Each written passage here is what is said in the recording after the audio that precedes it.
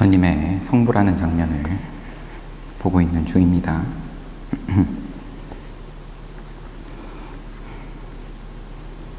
과정이 꼭 시간 순서는 이제 조금 아닌지 싶습니다. 그래도 난행을 6년간 하시다가 접으시고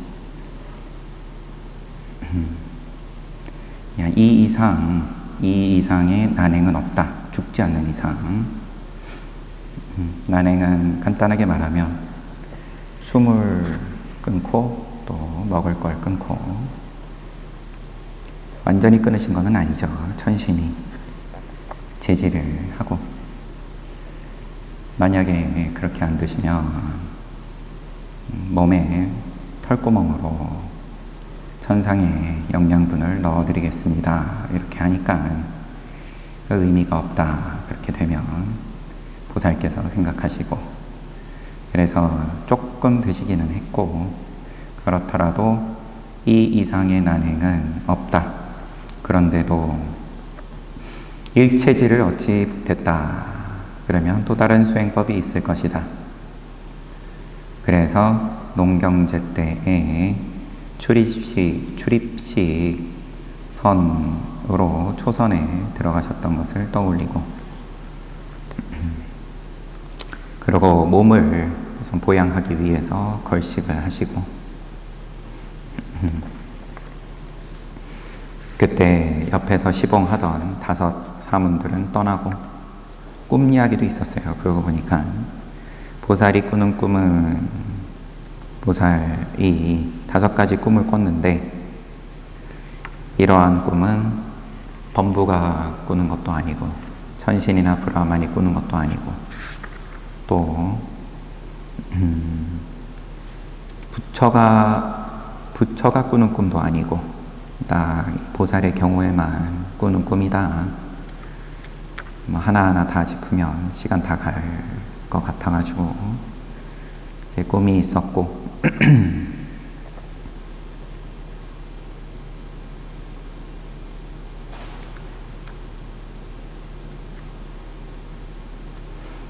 이러한 꿈은 예류자, 일례자, 불안자만 꾼다. 수다원, 사담, 아나함만 꾼다. 아라한이 되면 꿈 안 꾸고 망상이 전혀 없기 때문에, 그 다음에 또 성인의 반열에 오르지 못한 입장이어도 역시나 이런 꿈은 꾸지 못하고, 그리고 수자따가 바친 우유주, 이 우유죽에 대해서 구체적으로 나오고, 그러고 마라가 방해를 하고, 마라가 어떠한 위세로서 어떠한 공격으로 부처님 직전에 보살을 자리에서 물러나게끔 하기 위해서 노력했지만 다 실패하고, 보살은 마치 발 가지고 장난치는 아들을 대하듯 맞부딪혀서 싸우는 게 아니라 그냥 내버려 둠으로써 물리쳤다. 물리치니까 도망갔었던 천신과 브라만과 용과 가루다가 다 와가지고 찬탄을 하고, 그런 다음에 저녁부터 성도를 하시는 밤에 이야기가 진행이 되는 거예요. 삼명에 대해서, 이른 밤에는 숙명통, 한밤에는 천안통, 그리고 새벽에 이르렀을 때 누진통, 그럼으로써 각각의 신통에 맞춰서 보살께서 지혜를 얻으시고, 또 이런 타이밍에 이 책을 정리하는 입장에서 왜 아무도 이루지 못한 그 위없는 삼마삼부다를 이 보살은 이룰 수 있었냐? 사아승지 10만겁 동안 바람이를 쌓았기 때문이다.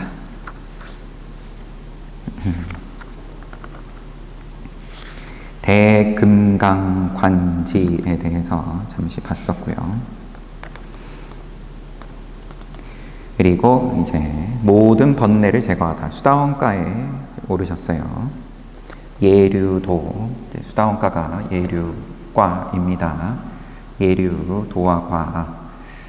예류도와 예류과를 자각한 보살은 다음에 대해 성찰했다. 순서대로 예류도, 또 예류도의 결과인 예류과, 예류도와 과의 목적인 열반, 예류도에 의해 멸진된 번뇌들, 예류도에 의해 아직 멸진되지 않은 번뇌들, 이 5가지 성찰의 지혜를 5종 관찰지라고 한다.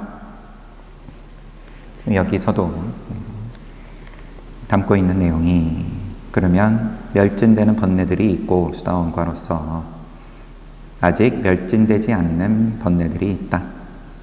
공부됐는데 왜 이렇게 괴로움이 남아있냐? 아직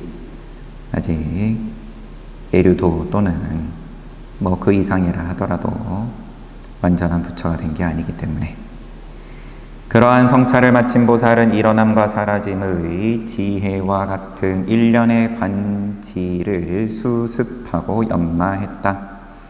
관지를, 관하는 지혜를 수습하셨다. 그리하여 보살은 일례도 일례과라는 2번째 단계를 자각했다. 한자로는 한 번 온다는 거죠. 일례도에 의해 보살은 욕탐과 진애 중 거친 번뇌들을 제거했다.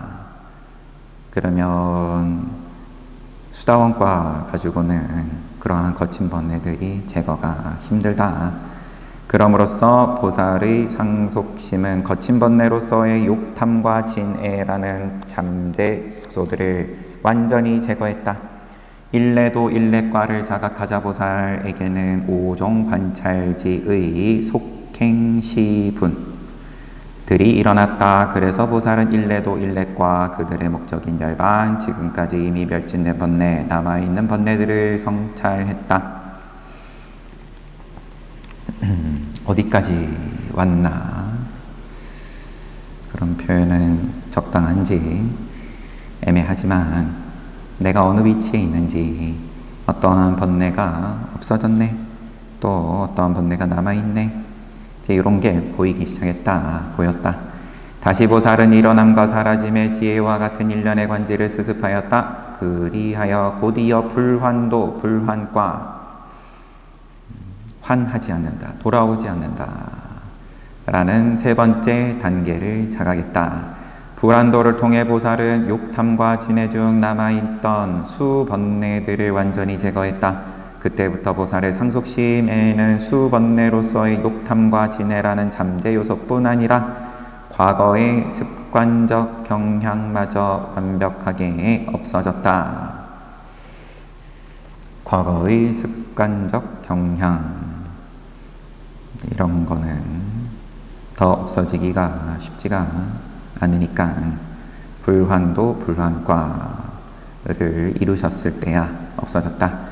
불환도 불환과를 자각한 뒤 보살에게는 5종 관찰지의 속행시분들이 일어났다. 그래서 보살은 불환도 불환과, 또 열반, 이미 멸진된 번뇌, 남아있는 번뇌를 성찰했다.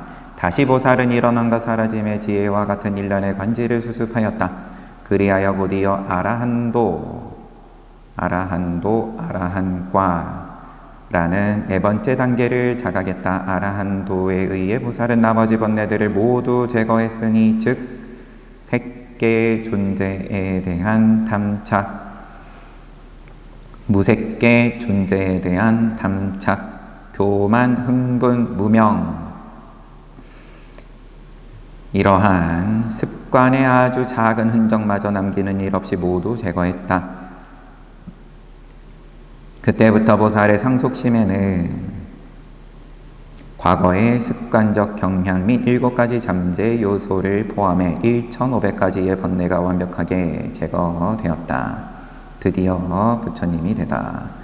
아라한도를 자각하고 곧바로 아라한과를 자각했을 때 보살의 상속심은 매우 깨끗해졌다. 그리고 사성제, 사무해지, 육불공지 등으로 구성된 부처님의 14종 지혜와 18불공법, 사무해지와 함께 일체지를 얻음으로써 보살은 삼계의 스승인 정등각자 삼마삼붓다의 경지를 성취했다. 보살이 일체지를 성취하는 것과 동시에 새벽이 밝아왔다. 부처님은 다음처럼 7가지 측면에서 청정하다. 청정. 뭐가 청정하냐? 첫 번째는 개청정, 계율. 그 다음에 심청정, 견청정, 도의 청정, 도비도지견 청정, 행도지견 청정, 그리고 지견 청정. 이렇게 이어지는데, 개청정. 보살은 아노마 강둑에 머물면서 사문 생활을 하던 때부터 출가 이후로 방호계를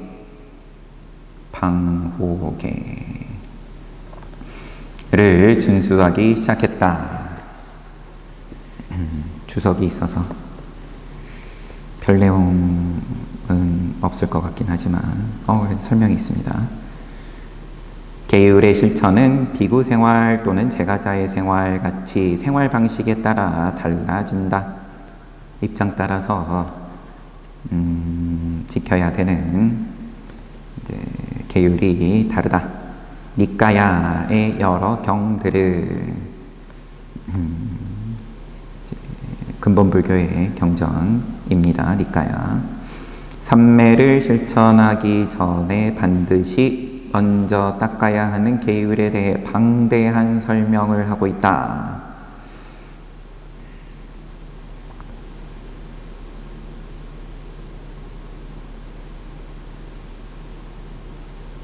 하면서 4가지가 쭉 나오는데 넘어가고,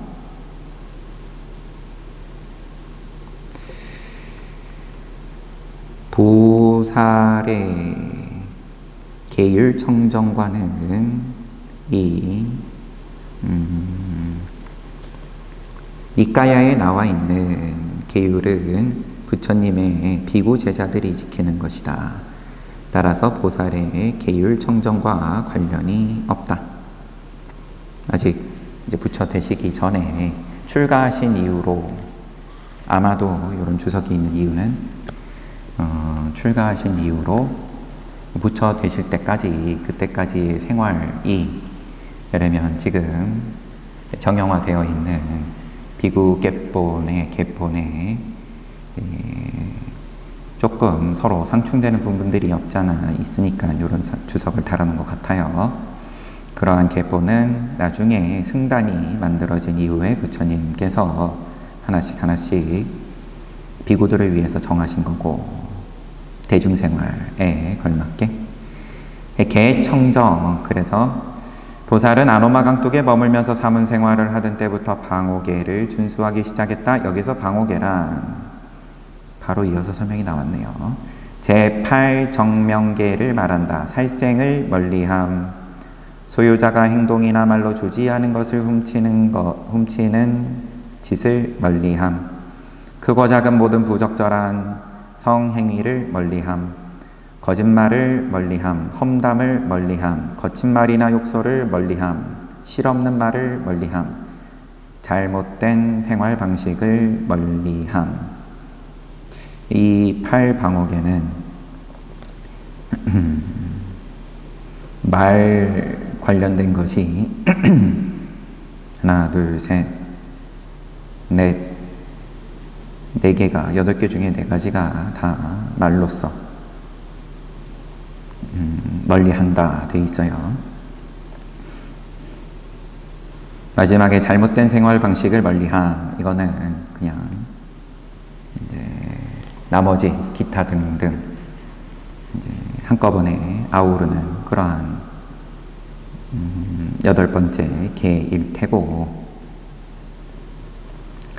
살생, 도둑질, 또 부적절한 성행위 3개에다가 그 다음에 4가지는 말로서의 계율을 그만큼 크게 비중을 두고 있다. 보살은 이 계율을 준수하면서 또한 활명편정계를 완수했다. 감관방오계는 육근의 문을 지키는 실천법이다.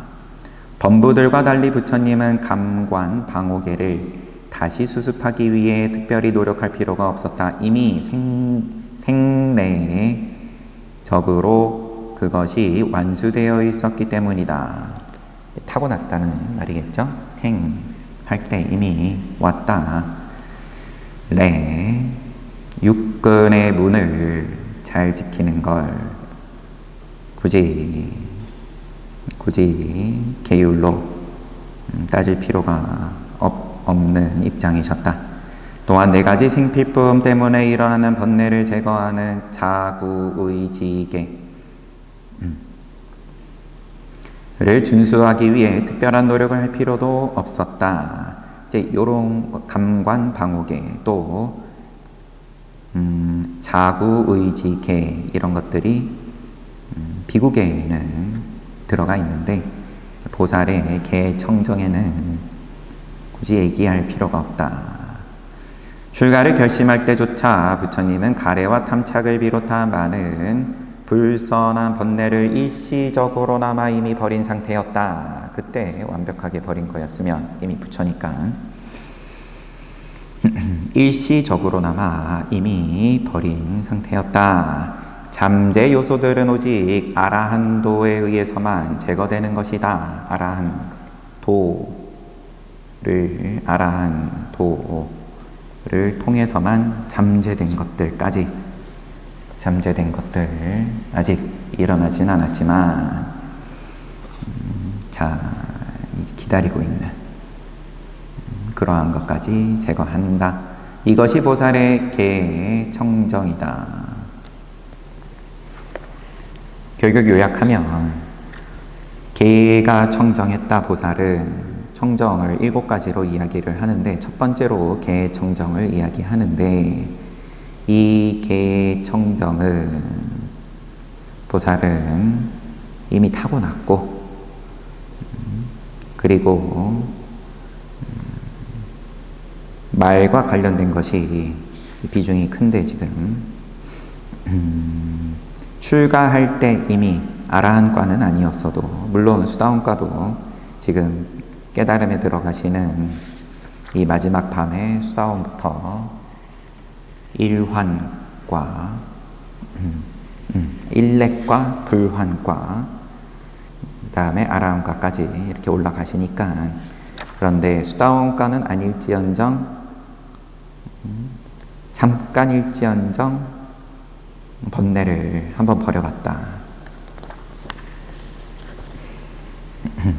심청정 보살은 6년간 난행을 실천하면서 알라라 하고 우다카와 함께하며 얻었던 8가지 선정과 5가지 세속의 신통을 수습하는 데 소홀했기 때문에 그것들이 불결하고 흐릿한 것으로 바뀌었다.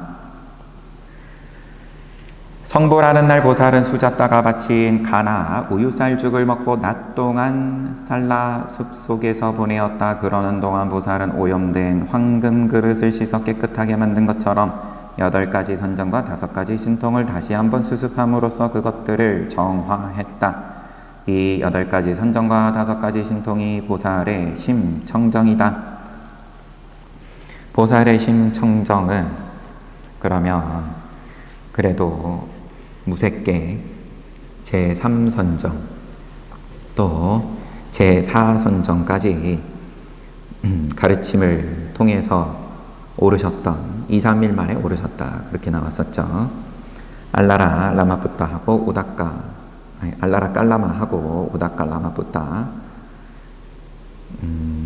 정확하게는 우다카 라마푸타의 아버지의 가르침을 통해서 그러한 세속 선정과 신통을 그때 얻었는데 정작 6년 난행을 통해서 불결하고 흐릿해졌다. 고행해봤자 선정과 신통에 보탬이 안 된다. 오히려 흐릿해진다. 그런데 이것을 다시 부처님께서 고행을 요거는 방향 바꾼다 그러시고는 하루 낮 동안에 정화하셨다. 이것이 심청정이다. 견청정. 그 뒤 보살은 저녁에 위대한 보리수 아래 나아가 패하지 않는 자리에 앉았다. 패하지 않는 자리. 그러고는 해가 지기 전에 와사와티 마라를 물리쳤다. 저녁에 그 자리에 앉으셔서 해가 지기 전에 마라를 물리쳤다. 그리고 밤에 첫 번째 시간대에 숙명지를 수습했다. 앞서 말했던 것처럼 보살은 명색의 현상에 대해 잘 인식했고 20가지 유신견, 유아견이겠죠.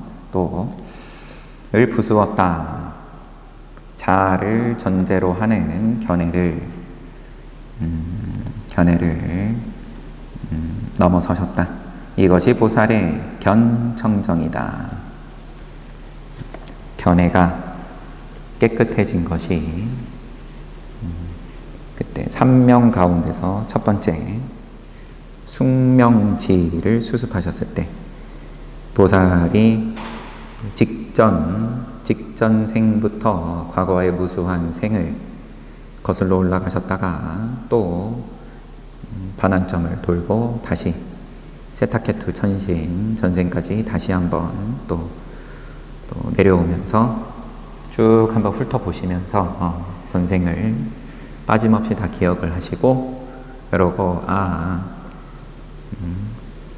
이 태어나고 살고 죽고 또 태어나고 살고 죽고 그 연속에 대해서 이어지는 흐름을 살펴보시고 이건 그냥 명색이 전부다. 명과 색, 이름과 모양이 전부고 그 모양을 받아들이는 문으로 드나들고 거기에 따라서 행동을 하고 말을 하고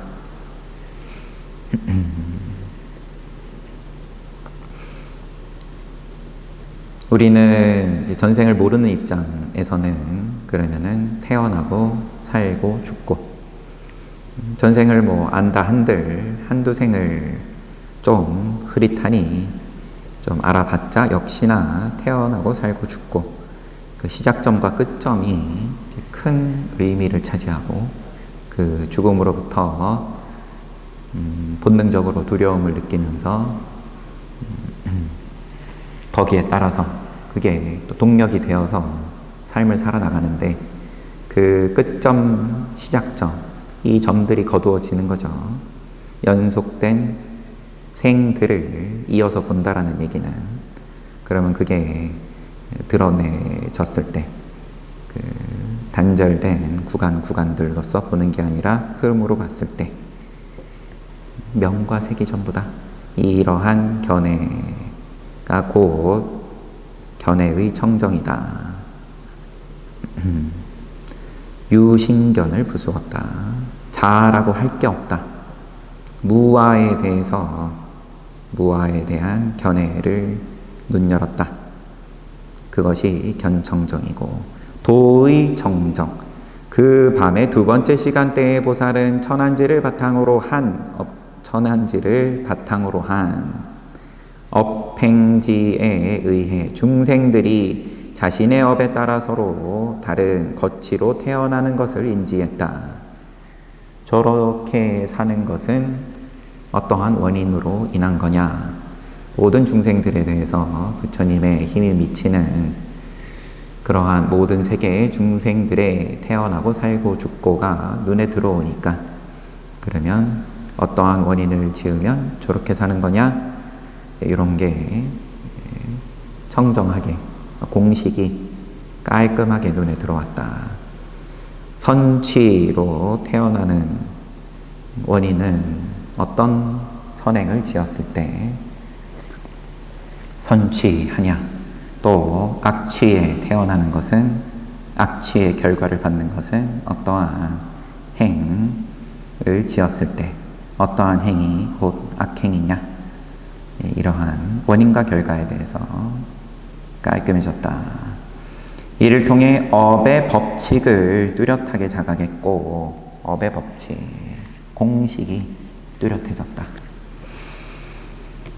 이 자각에 입각해 여러 가지 의혹으로부터 자유로워졌다. 의혹으로부터.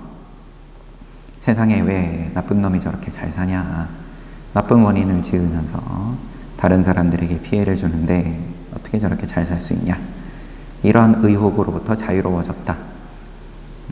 훤하게 보이니까 이것이 보살의 도의 정정이다. 도비도지견 정정. 밤의 마지막 시간대에 보살은 연기법의 12지분을 살피며 머물렀다. 무상고 무아에 대한 관찰 등 7가지 관찰을 바탕으로 하여 마음과 몸에 대한 관찰, 보충 괄호 해놓고 갈대가 서로 기대는 모습, 마음과 몸에 대한 관찰, 마음과 몸이 이러한 모습이라고 보셨던 모양입니다. 모든 정신적, 물질적 현상들, 즉 명색이 일어나고 사라지는 것을 인지하는 일어남과 사라짐의 지혜, 생멸의 지혜를 자각했다. 바로 그때 보살에게는 빛과 같은 윗바사나에 대한 수번뇌들이 발생했다. 윗바사나에 대한 수번뇌, 이게 또 주석이 달려 있어서 궁금할 만하니까 주석이 달려 있어요. 보면 윗바사나에 대한 수번뇌, 윗바사나 명상을 실천하다 보면 모든 정신적, 육체적 현상들이 일어나고 사라지는 것을 거듭 관찰하게 되고, 그리하여 일어남과 사라짐의 지혜라는 첫 번째 단계를 획득한다. 이 단계에서 그는 비범한 빛을 보게 되고 희열, 경안, 결의, 정근, 즐거움, 암, 염주, 평정 및 이런 상태에 대한 가벼운 욕구를 느끼게 된다. 뭔가 체험을 하고 깨달음에 대해서, 그러한 체험은 이러한 방식의 어떤 느낌으로서 다가오고, 순경계가 이러한 느낌들 전부들, 아니면 뭐 이 중에 한 가지든 느낌으로서 오고, 아니면은 이런 느낌이 전혀 없을 수도 있고, 일어남과 사라짐의 지혜라는 단계에서 수행자에게 나타나는 10가지 상태를 윗바사나의 수번뇌다. 번뇌다. 이것도. 그러고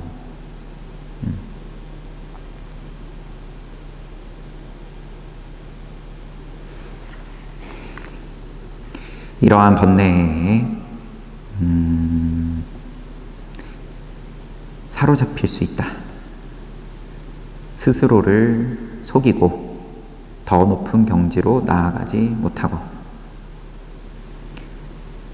착각을 한다. 이전에는 이런 빛이, 예를 들어서 이런 빛이 나타나지 않았는데 확실히 나는 도에 이르렀고 결과에 이르렀다. 이런 착각을 한다. 도가 아닌 것을 도로 삼고 결과가 아닌 것을 결과로 삼는다. 이런 실수 때문에 정체된다. 마냥 빛 속에서 즐기기 때문에 수행이 지체된다. 다른 어떤 또 출처, 경전이 아닌 연구서를 출처로 해서 주석을 달아놨어요. 원서에 대한 주석입니다. 이 미얀마 스님이 달아놓은 겁니다. 수번뇌, 윗바사나에 대한 수번뇌가 발생했다. 근데 이러한 번뇌가 밤의 마지막 시간대 연기법에 대해서 살피고 머무실 때 여전히 또 수번뇌에 대해서 말씀을 하세요. 보살은 앞서 말한 예리하고 통찰력 있는 대금강관지에 의해 보살 자신의 상속심 및 무수한 중생들의 상속심에 나타나는 법들을 세 차례의 시간대에 걸쳐 간략하게 연기 12지분으로 축약했고, 아울러 일어남과 사라짐의 지혜에 의해 12지분을 다시 명과 색으로 나누어서 성찰했다. 그때 보살의 정진력은 굉장히 강해졌고 정념 또한 매우 굳건해졌으며 마음의 집중이 매우 잘 되었고 통찰의 지혜가 아주 예리해졌다. 그리고 믿음이 대단히 강해졌고 육체적 정신적 즐거움과 경안이 끊임없이 수습되었다. 경전할 때 경안. 균형 잡힌 마음을 가지고 모든 유의법을 지켜보는 윗바사나 평정이라고 하는 중립심소도 강해졌다. 이와 같이 즐거움과 경안의 지지를 받던 보살의 상속심은 5가지 환희로 충만했다. 즉 터를 일어서게 만드는 희열, 번개의 섬광과 같이 단속적으로 일어나는 희열, 해안에 부딪히는 파도처럼 차올랐다가 줄어드는 희열, 사람을 황홀하게 만들 정도로 강한 희열, 부드러운 면화나 양모가 기름을 먹은 것처럼 온몸에 가득 차는 희열 등으로 충만해진 것이다. 상당히 구체적으로 뭔가 화두를 들 때라든지 이렇게 나타나는 체험들에 대해서 정리가 되어 있습니다. 하지만 착각일 수도 있지만 여하튼 그리고 그의 피와 심장과 눈, 귀, 코 등의 감관 또한 매우 투명해졌다. 그럼으로써 보살에게 나타난 빛은 대지와 허공, 대양에 넘쳐 흐르며 그들 모두를 황금색으로 만들었다. 그런 뒤 그 빛은 끝을 알 수 없는 허공 아래로 빠져들어가더니 다시 위쪽으로 솟구쳐 올라서는 유정천에 이르렀고 끝을 알 수 없는 허공의 윗부분까지 관통했다. 나아가 그 빛은 1만 세계 전체를 옆으로 가로질러 환하게 밝혔으며 무량한 세계를 통해 퍼져나갔다. 그러나 그처럼 윗바사나의 수번뇌가 보살의 상속심에 나타나자 보살은 성찰했다. 이것은 아라한 도지와 일체지로 인도하는 도가 아니다. 이것은 단지 윗바사나를 오염시킬 뿐이다. 내가 명상했던 일어남과 사라짐의 지혜 등만이 아라한 도지와 일체지를 향한 진정한 도를 형성한다. 이러한 즐거움, 이러한 환희에 대해서 성찰하셨다. 이거는 도가 아니다. 그리하여 보살은 자신의 마음이 윗바사나의 수번뇌주의에서 서성이지 못하게 했고 아울러 집착하지 못하게 했다. 대신 자신의 마음을 윗바사나 명상의 대상으로 향하게 했다. 그처럼 윗바사나를 오염시키는 요소들이, 수번뇌들이 내지는 순경계들이 상속심에 나타났을 때 보살은 그런 오염 요소들이 일어나기를 바라는 매우 미세한 욕구마저 허용하지 않았다. 일어나기를 바라는 미세한 욕구도 허용하지 않았다.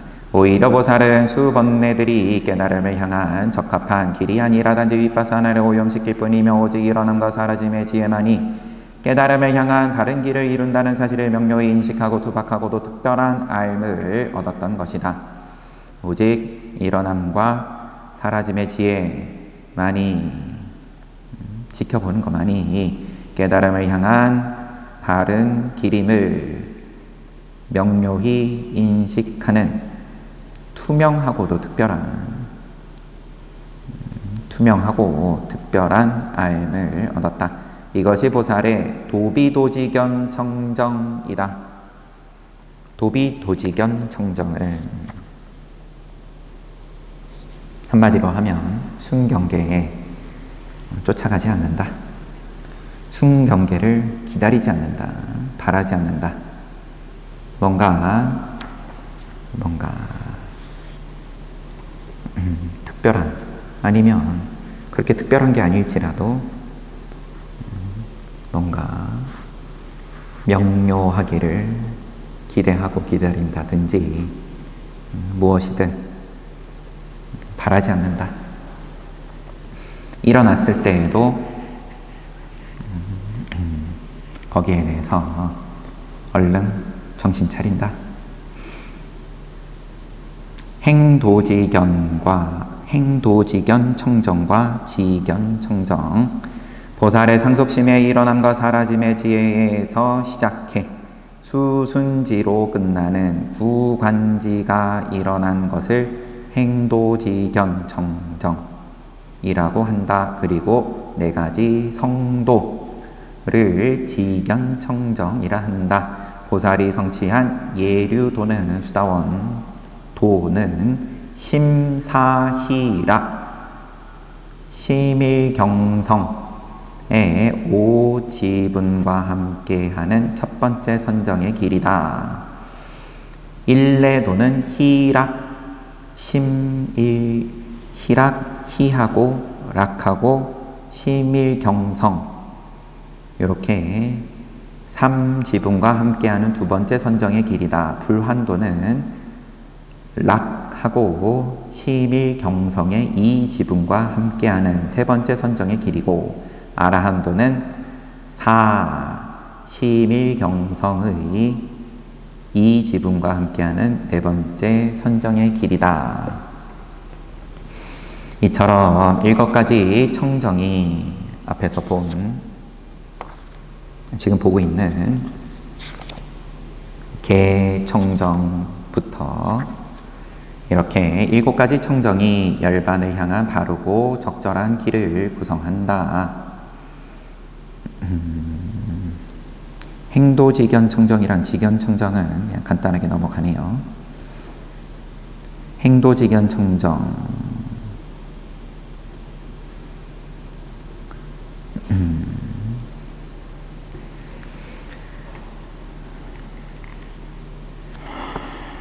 주석으로 넘겨버린 건지,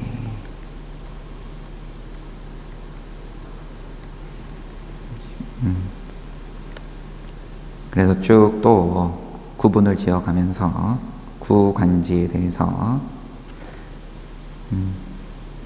청정도론을 참조하시오. 넘어가겠습니다.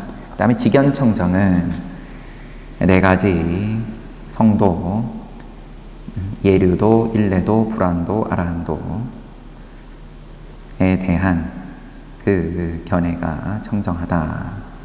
아라한가까지 다 이루었다. 이처럼 7가지 청정이 열반을 향한 바르고 적절한 길을 구성한다. 과거, 현재, 미래의 모든 부처님과 벽집을 성스러운 성문들은 오직 이 7가지 청정을 통해서 열반을 자각했다. 피부를 5번째로 살피는 명상을 통해 성도를 얻거나, 승원에서 보여준 영화 속의 부처님으로부터 법문을 듣고 성도를 얻거나, 모두는 7가지 청정을 통해서만 성취되는 것이다. 어떤 방식으로 깨달음을 얻든지 다 이 7가지 청정은 건너뛸 수 없다, 이런 말을 하고 싶은 것 같아요.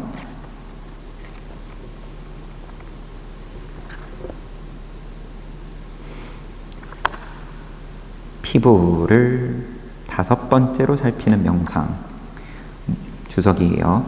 몸을 구성하는 처음에 5가지를 주제로 하는 명상이다. 첫 번째는 머리털, 그 다음에 몸의 털, 손, 발톱, 치아, 그리고 5째가 피부다. 이것은 신지념 수행의 일부분이다. 뭔가 이제 명상에 들 때 뭔가 집중을 하게 하는 단계별인 모양입니다. 단계별로 처음에는 머리카락에 집중하게 하고 뭐 몸의 털, 손발톱, 피부 이런 식으로 여튼 3세의 모든 부처님과 벽집을 성문들이 오직 7가지 정정을 통해서만 열반을 자각한다면 그들은 모든 측면에서 똑같은가? 그렇다면 부처님이다, 벽지불이다, 상수 성문이다, 대성문이다, 성문도 뭐 이렇게 구분이 되어 있는지, 보통 성문이다, 이런 거는 어떻게 구별 가능한가? 이제 이런 구별이 궁금할 수 있겠죠. 이들은 모두 7가지 청정을 통해 열반을 자각했지만 지혜, 수행, 믿음, 생례적인 기질, 그러니까 타고난 게 서로 다르다. 따라서 10만겁을 통해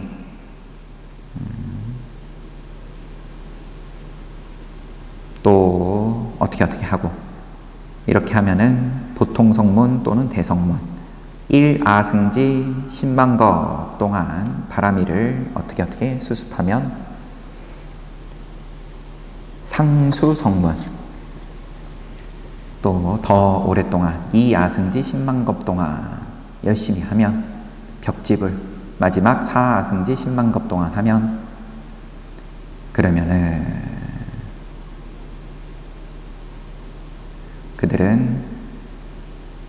그것은 무상정등각자이자 일체지자이며 3계의 주인이다. 보아하니까 이제 중간중간 포인트마다 이렇게 4승지 10만급 동안 열심히 했기 때문에 그러하다. 근본불교에서의 이제 그런 집중하는, 중요하게 생각하는 지점에 대해서 이렇게 한 번씩 언급을 하고 있습니다. 이어지는 것이 수많은 기적. 시간이 다 됐으므로 우선 여기까지 보는데 얼마 안 남았어요. 마저 봐도 되는데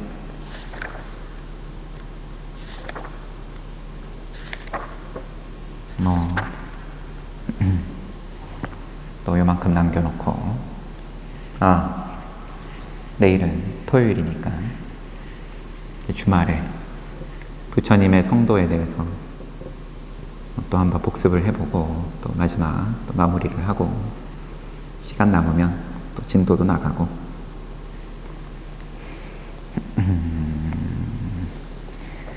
실컷 봤는데 오늘 뭐 봤는지 막상 얘기하려니까